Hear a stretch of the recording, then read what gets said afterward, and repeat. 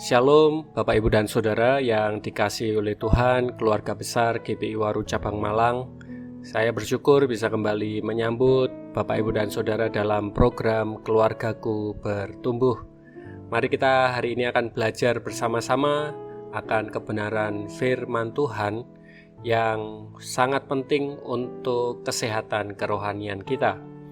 Kita akan berdoa terlebih dahulu sebelum kita akan belajar bersama-sama.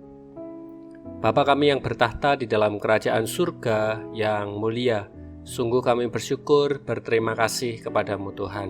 Sepanjang hari ini kami mengalami penyertaan dan pertolongan yang daripada Tuhan. Dan saat ini kami rindu Tuhan Yesus yang akan berkati kami ketika kami bersama dengan keluarga, dengan teman-teman kami, belajar akan kebenaran firman-Mu. Biarlah firman ini menguatkan kepada kehidupan kami. Di dalam nama Tuhan Yesus Kristus, kami berdoa dan mengucap syukur. Amin. Nats kebenaran firman Tuhan pada hari ini diambil dari kitab Yakobus pasal yang pertama, ayat yang ke-12. Yakobus pasal yang pertama, ayat yang ke-12, firman Tuhan berbunyi demikian.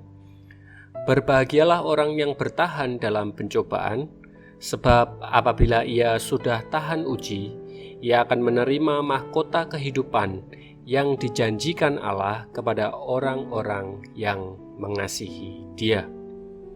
Bapak, Ibu, dan Saudara sekalian yang dikasihi oleh Tuhan, dalam menjalani kehidupan di dunia ini, kerap kali kita mengalami berbagai pencobaan.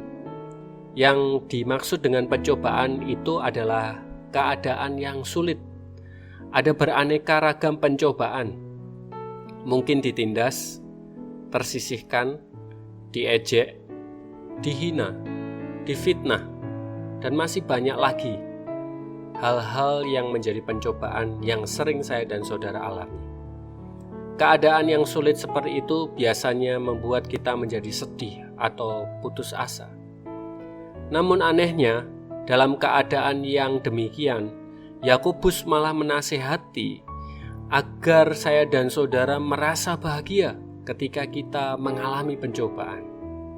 Di samping itu, Yakobus juga memberikan nasihat, saudara-saudaraku, anggaplah sebagai kebahagiaan apabila kamu jatuh ke dalam berbagai-bagai pencobaan, sebab kamu tahu bahwa ujian terhadap imanmu itu menghasilkan ketekunan.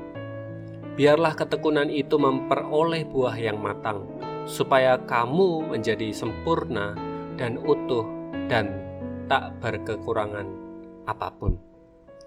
Nasihat Yakobus tersebut diberikan kepada orang-orang Kristen yang berada atau tersebar di mana-mana.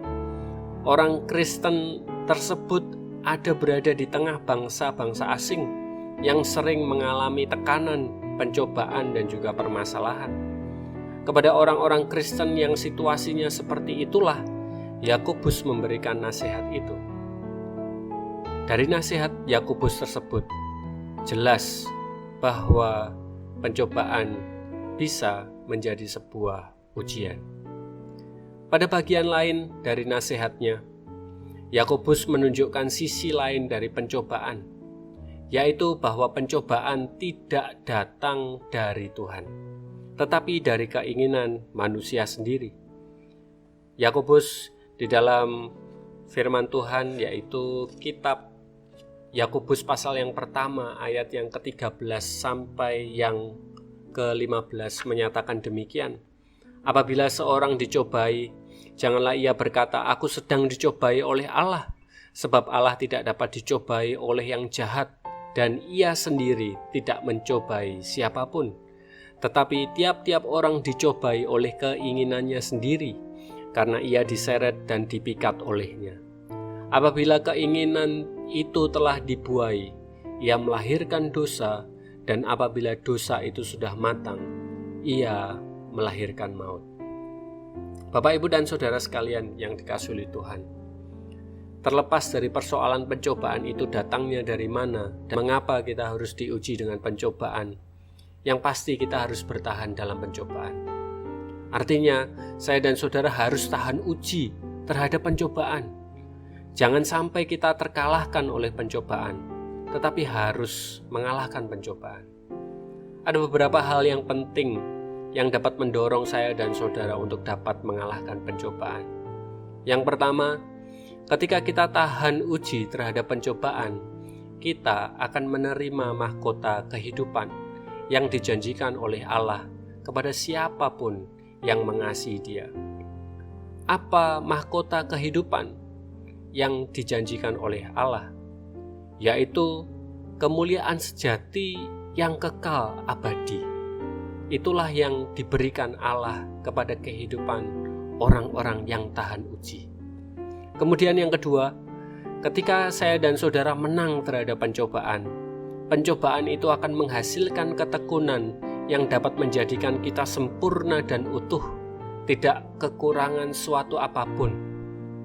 Dan kemudian yang ketiga, bahwa pencobaan itu tidak datang dari Allah, maka harus kita lawan. Kemudian yang keempat, ketika orang dicobai, itu bukan berasal dari Tuhan, melainkan dari keinginannya sendiri. Oleh karena itu, kita harus waspada terhadap keinginan kita dan harus mampu untuk mengendalikannya agar keinginan kita tidak bertentangan dengan kehendak Allah. Keinginan kita dapat dibuai oleh dosa dan selanjutnya dapat melahirkan maut. Bapak, Ibu, dan Saudara, memang tidak mudah mengalahkan pencobaan. Oleh karena itu, Tuhan Yesus memberikan nasihat kepada saya dan saudara dalam kitab Matius pasal yang ke-26 ayat yang ke-41. Berjaga-jagalah dan berdoalah supaya kamu jangan jatuh ke dalam pencobaan. Roh memang berniat baik, tetapi tabiat manusia lemah. Dari pengajaran yang Tuhan Yesus berikan, jelas sekali bahwa untuk mengalahkan pencobaan dibutuhkan kewaspadaan dan harus didukung dengan doa, memohon pertolongan kepada Tuhan, sebab saya dan saudara adalah manusia yang lemah, penuh dengan keterbatasan. Ketika saya dan saudara memohon kepada Tuhan, kita diyakinkan bahwa hanya dengan kuasa Tuhan saja pencobaan dapat dikalahkan. Maka dari itu, saudara-saudara yang dikasihi oleh Tuhan, marilah kita dapat bertahan di dalam pencobaan dengan senantiasa memohon pertolongan yang daripada Tuhan.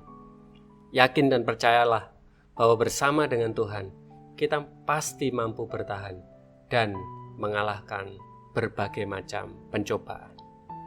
Sebagai pertanyaan yang bisa di-sharingkan dengan seluruh keluarga ataupun teman-teman, pencobaan apa yang paling berat pernah terjadi dalam kehidupan saudara?